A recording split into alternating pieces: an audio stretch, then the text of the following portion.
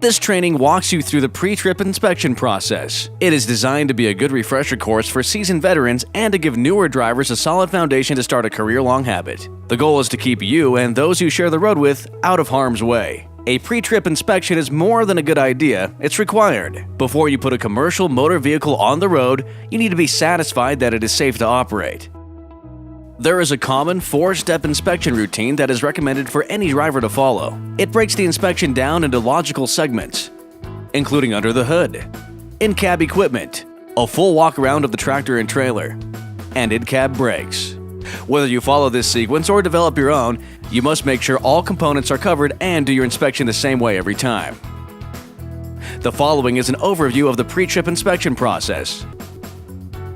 Step 1. The engine is probably the most expensive component of the truck, so it's important to make sure it is well cared for. Verify that the parking brakes are on, pocket the keys, and open the hood.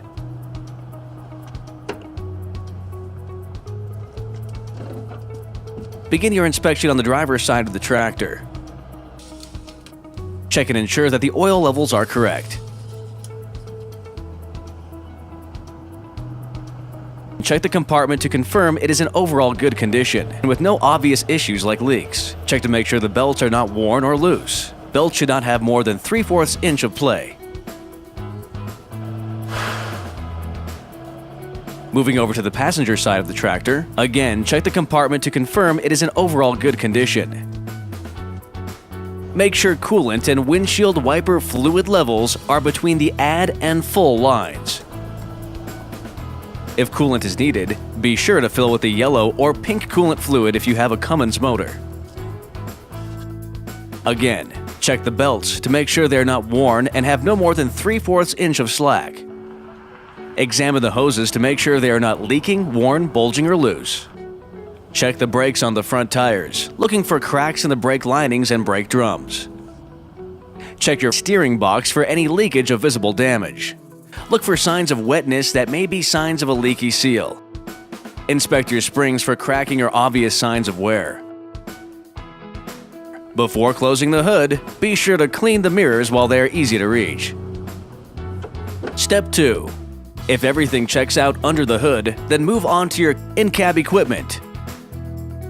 As you enter the cab, check to make sure the fire extinguisher is the right one for the cargo being hauled, as well as secured, and the gauge shows fully charged. Check to see that the windows operate and glass around the cab is clean and free of cracks. Check the gauges. With the transmission in neutral, you can press the clutch and start the engine. Check to see that the oil pressure comes up in a few seconds. It starts out high and drops as the engine warms up. Check to see if the primary and secondary air pressure gauges both read low and change appropriately. Make sure that the mirrors are clean and in good condition. Adjust them as needed for proper sight lines and make sure they're tight. Check to see that the horn works and the wipers work as well. Make sure the steering wheel has the appropriate amount of play. The free play should be no more than 10% of the wheel diameter, 2 inches or less on a 20-inch wheel. Check to see that the clutch, accelerator, brakes, and transmission control aren't loose, sticking, or damaged. Listen to unusual noises that could signal a problem. Check the permit book to verify your permits are current. Pay special attention to the organ permit and if it's valid. The InCab may be the easiest part of the trip inspection. That doesn't mean it's not every bit as important as every other step. Step 3. The next step in your pre-trip inspection is a full walk-around of the tractor and trailer. When performing your walk-around, be mindful and aware of the suggested 14-point walk-around sequence stated in your company's driver's manual. Turn on your lights before starting your walk-around inspection. If you are driving one of our international model trucks, simply press and hold the work button for 5 seconds with the engine off and the key turned on. This feature will cycle through all the tractor and trailer lights and will allow you to perform your light checks during your walk-around inspection. If you are not driving a tractor with this feature, you will need to check the tractor and trailer lights before starting your walk-around inspection. Begin your walk-around inspection at the driver's door of the tractor. Check for any fluid leaks, loose or missing lug nuts. Verify the tires are properly inflated. Check your mirrors and windows to make sure they are clean and in good order.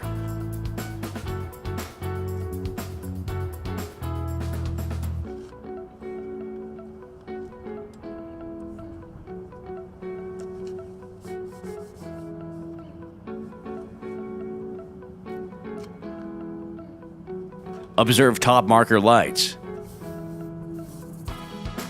Check the quarter fender. Ensure the load locks are secure. And check to see that your front drives are in good working order with no loose or missing lug nuts.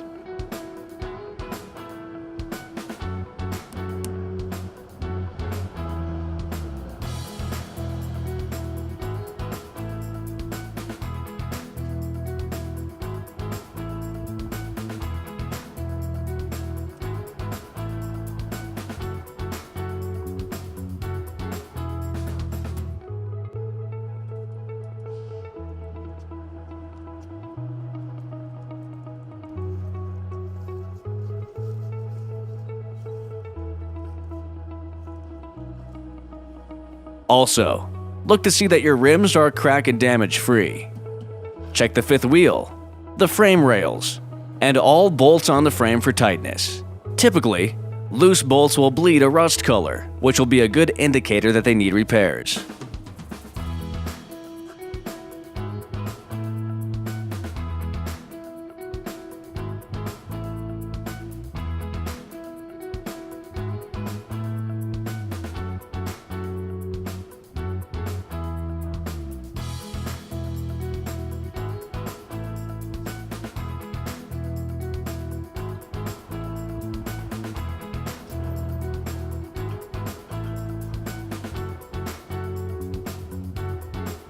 Then check your cross members and landing gears for damage and secure the crank handle. Walk down the right side of the trailer checking the rub rail, frame rails, and cross members. Check your securement and cargo. Check for loose items on the trailer and loose or damaged securement devices.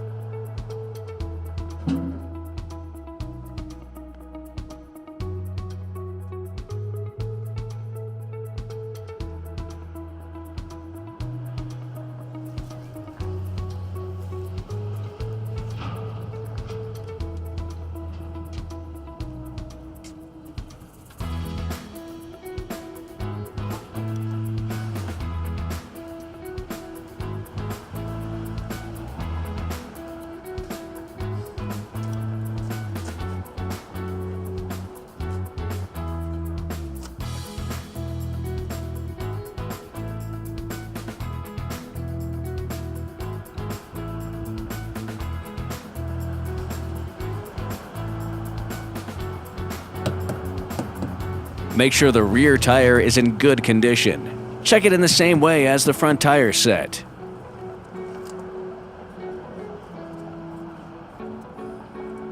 Make sure the rear mud flap is within 6 inches from the ground to meet most state requirements. Continue to the rear of the trailer and check the marker lights, as well as all stop, turn, and tail lights. Make sure the ID markers and conspicuity tape are present. Make sure the rear bumper is in good shape. If there is any damage, make a note.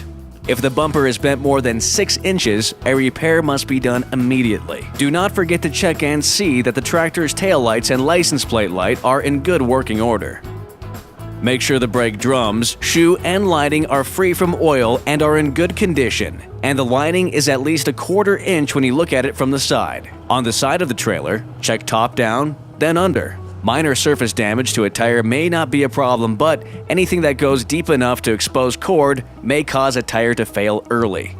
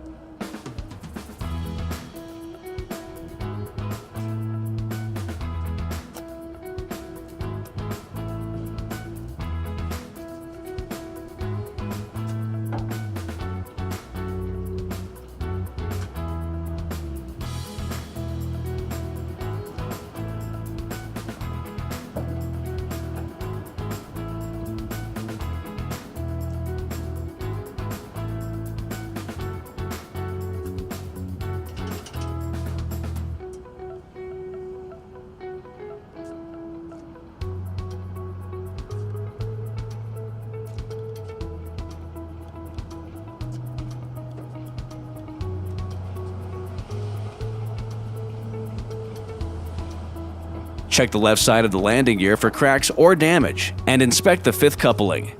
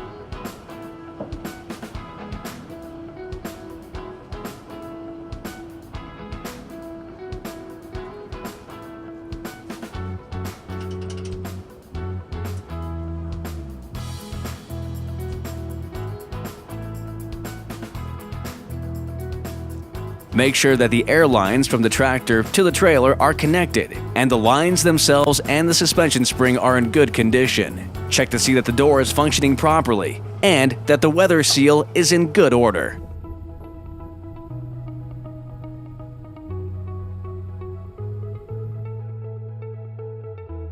Step 4. Avoid the potentially disastrous effects of failed brakes with a thorough review. Turn the engine on and build up air pressure. When the vehicle has been idling for a while and the air pressure is over 100 pounds per square inch, release the parking brake and charge the trailer. Apply the foot brake to turn off the engine and watch the gauges. Look to see if the vehicle is not leaking more than 4 psi a minute, 3 psi if you only have a tractor, and watch it for the full 60 seconds. Pump the air pressure down and notice where the low pressure indicator comes on.